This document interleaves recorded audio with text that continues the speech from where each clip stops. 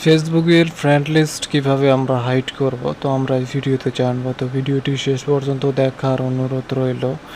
আর আপনি যদি এই চ্যানেলে নতুন হয়ে থাকেন, চ্যানেলটি অবশ্যই সাবস্ক্রাইব করবেন এবং পাশে থাকা বেল আইকনটি বাজিয়ে দিবেন পরবর্তী নোটিফিকেশন পাওয়ার জন্য। তো ফেসবুকে অ্যাকাউন্টের ফ্রেন্ড লিস্ট যদি হাইড করা থাকে, সেক্ষেত্রে আপনার কোনো তথ্য নিতে পারবে না আপনার ফ্রেন্ডদের কাছ থেকে, অথবা আপনার আইডিটি আর হ্যাক হবে না। তো তো প্রথমত আমরা একটি ব্রাউজার ওপেন করে নেব। ব্রাউজারটি ওপেন করে নেব, এখান থেকে লিখব facebook.com.bd।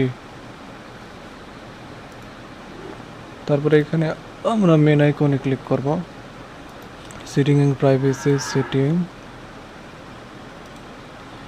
তো এখান থেকে প্রাইভেসি থেকে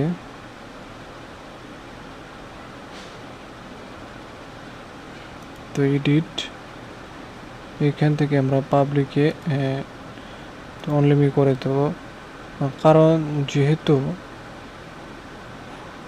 আমরা এই ফ্রেন্ড লিস্টগুলি হাইড করবো, সেক্ষেত্রে আমরা অনলাইনে করে দেবো, অন্যথায় কিন্তু এটা হবে না।